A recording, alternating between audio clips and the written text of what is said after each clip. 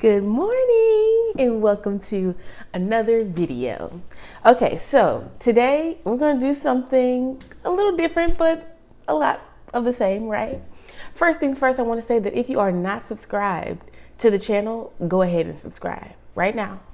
Just give you a few seconds. Subscribe. Okay, you're subscribed? Cool. Let's continue. So in today's video, we're gonna talk a little bit. This is gonna be a series of videos because like I told you guys, I'm about to have a lot more time to think and just be alone. And a lot of stories are coming back to me about how God showed up, okay? And just as a disclaimer, when I say how God showed up, don't think that you need to be a Christian. Don't think that you need to be any one particular belief to listen to these stories, for these stories to resonate with you. And I say that because when I started off on this journey, I was none of that. I mean, I knew that I had a belief in God, but it wasn't anything serious. And I'm just being 100% honest with you. I'm not shunning anyone in this video. There is one goal of mine. I simply want to inspire you. I simply want you to believe that no one's special. Like there's this one thing that you can do that it's like, oh, okay, you were born in this situation, you were born in this space, and you are special. No, we all are. And as long as you do the right thing, how do you know the right thing to do? You listen to that little voice in the inside of you that tells you to do the right thing. As long as you continue to follow that, you will be in a great space, okay? So let's get into this video. Now, this is going to be like kind of a story time setting, so bear with me.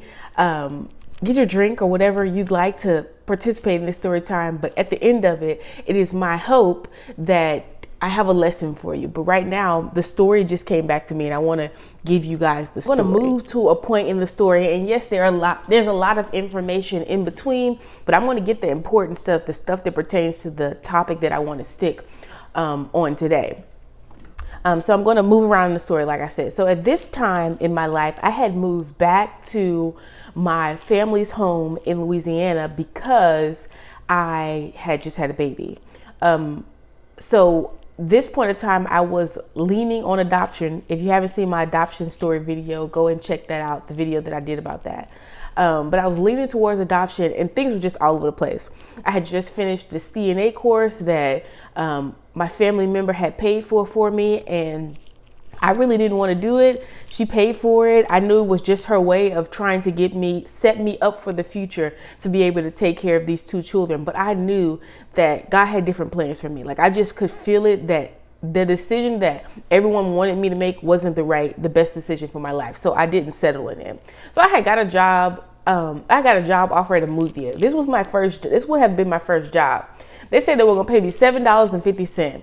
And something was just like, Tanzania, there is more for you than this. You need to leave. So I ended up moving to Houston. Like I said, went through the whole adoption process.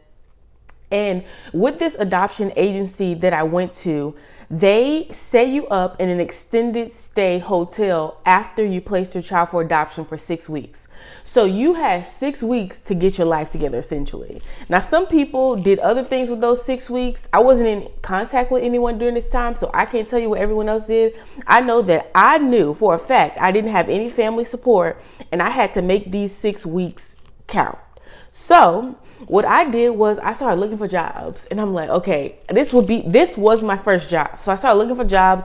I didn't know how, what, when, like where to find a job. I didn't know anything about that. I didn't have anyone in my life who could say like what I should do, or I just didn't have any of that. And the agency wasn't really that helpful either. They did have a computer that they would let me use to find jobs, but I just used my phone.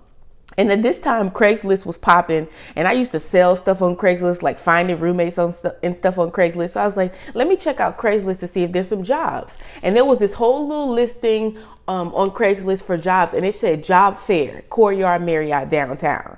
And I said, okay, this is a hotel. Hotels, like I could make some money there, right? So I read this whole thing. It said that there was a job fair, and the job fair was literally like 2 days away. So I went to the agency and I'm like, do you guys have would they pay for me to get clothes? Because I didn't bring like a wardrobe of stuff with me. I had a little stuff, but I didn't have anything like interview ready, right? They told me no, but I also asked them, I said, would you guys pay for me to get a food handler certification and a TABC certification? Now, they didn't give this information to me, and the hotel didn't tell me that I needed this information, but something just told me, Tanzania, get these certifications before you go to that job fair and you're going to get the job. So I asked them and they said, yeah, we'll pay for it, but we can't pay for anything else. So that was the first and last thing that they paid for me outside of the hotel and groceries for the 6 weeks. So they got this certification for me. And like I said, I knew like 6 weeks, I have to have this thing completely. I need to be going in the right direction and settled by the end of these 6 weeks because I'm on my own.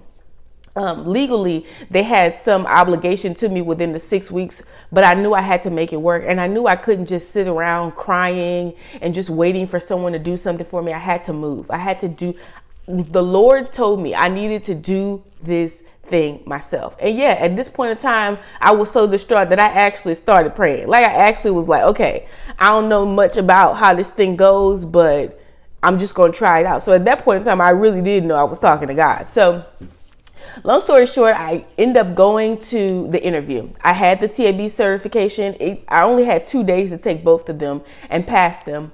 I took them. I got on a bus, went downtown because and they got me a bus pass. So I did ask for that as well. Like I said, these weren't things that they just openly gave to me. I had to know the information to ask for them. So that was a part of like, this wisdom that I was being given of what to ask for. Cause I could have asked for a lot of things that maybe I would have gotten, but some of those things that I did need, there was a strategy that was in place that it was spot on of exactly what I need to ask for. So I got a bus card, the certifications, and that's it. So I got on the bus, went downtown. I mean, I've never done this before outside of like when I came to Houston to go to school. So I was completely lost, but I knew I was gonna have to make it work. I went downtown, got to the interview. I walk in the lobby and this lobby is full of people. I mean, there's at least 30 people in here for this job interview. And they kind of worked their way through the crowd. And then here I was, it was my turn. Now, let me tell you, I had on shorts in this interview and they weren't like the shorts that come below your knees. They were like shorts, like thighs out tight shorts. They were like dressy shorts, but they were tight. I would not wear that to an interview today, but it's what I had. It's what I put on. I put on some high heels. I put on a little shirt and I put on some white dress shorts that I had. And I went in the interview and they didn't say anything about it. I did hurry up and sit down though, so they wouldn't see my legs and stuff like that. I gave them my certifications. I went in there and I was honest. I had never had a job before. So it wasn't like I had much to tell them experience wise. I just went in that interview. I was being myself. I was following the voice of God. And she said, okay, well, we would like to extend the offer to you, but first you have to take an assessment. And I'm like, okay. I was a little nervous about it, but I'm like, the worst thing that could happen is I could fail and I maybe wouldn't get the job, but I think I'm gonna get this job. God, you sent me here because you said I was gonna get the job. So I'm just gonna do the assessment. Passed the assessment, got a job. The next thing that happened was I had to get a drug test. Now, I don't have a car. And if you know anything about Houston, if you don't have a car, there's not really much that you can do without a whole lot of walking, even with the bus lines, because the bus lines are only like within the city. They're not on the outskirts, like on the suburban areas of Houston for the most part. They're just not. And those that are, you have to walk a long way to get to them. So I'm like, okay, whatever. I mean, I don't have any other opportunities for a job, and I'm on a time crunch. I have 6 weeks to get an apartment, to get a job, like to literally get my life together. I don't have time to go back and forth. So I was like, okay, she gave me this paper of where to get this drug screening, and the drug screening was pretty far away from where they were.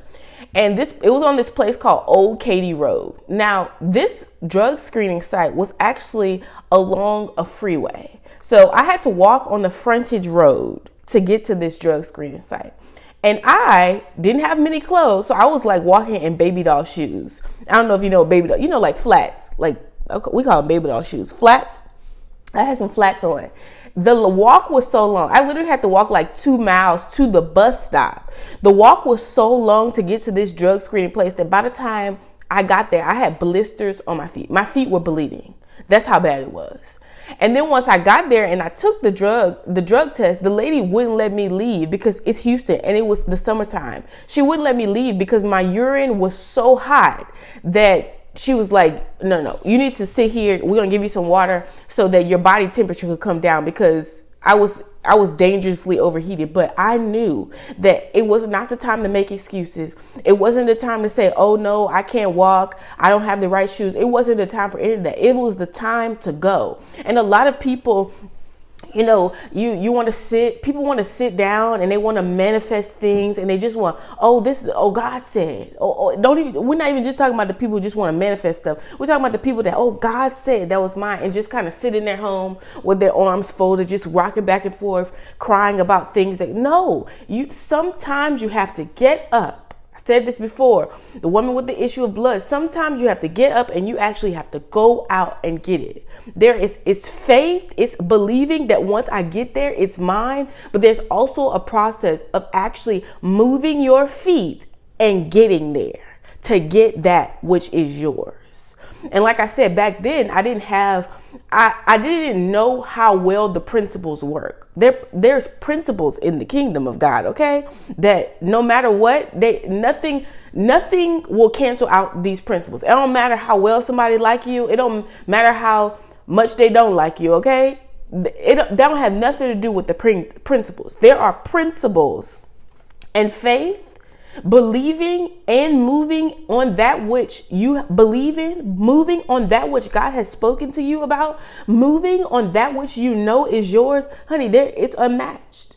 Okay. And I'm not talking about stuff. See, there is the fork in the road, if you know what I mean, by just thinking of stuff in your head, saying, oh, I want this, I'm going to go and get this. Manipulation, manifestation in that sense. Manifesting in the sense that is actually manipulating, trying to manipulate life. But you can't manipulate life.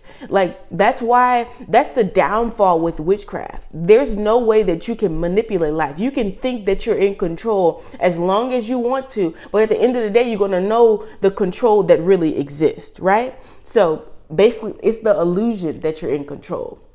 So when I say manifesting, like I said, you don't want to manifest your life in a sense that you're trying to manipulate situations in life, because then you will have to start manipulating people in life. And that goes against the principle of prosperity, having to do wrong to people and manipulate people to get stuff. It doesn't work. It doesn't work.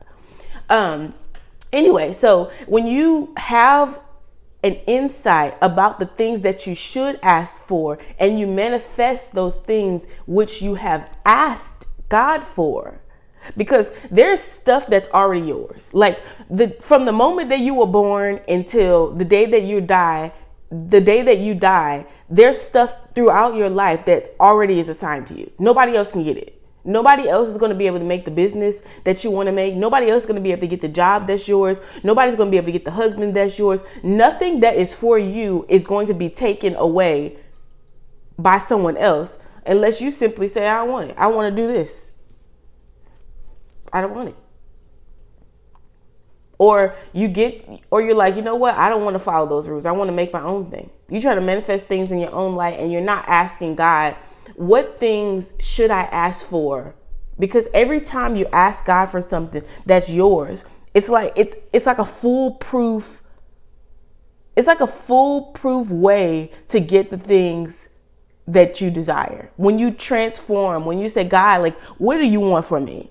And then there's a process, I'm not gonna lie.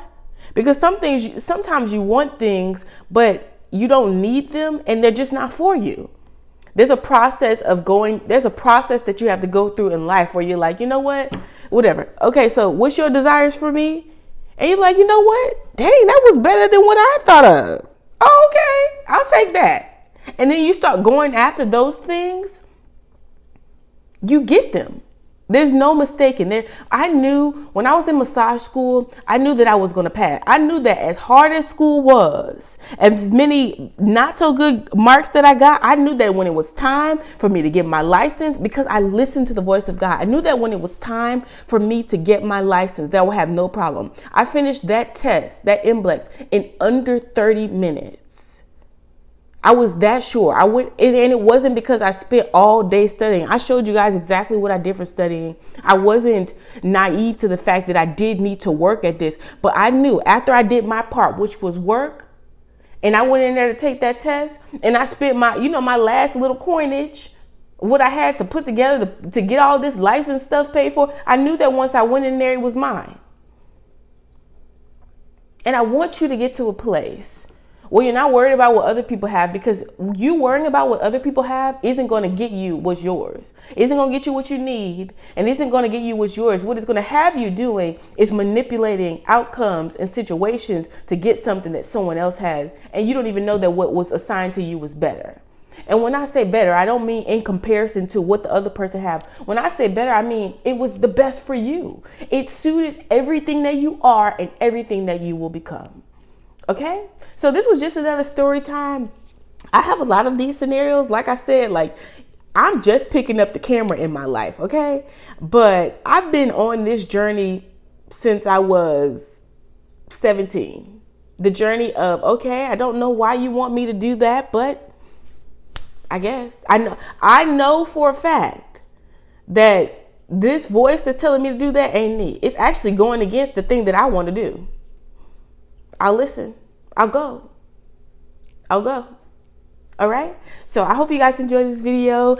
As always, if you have a question, ask the question, and I'll see you guys in the next one.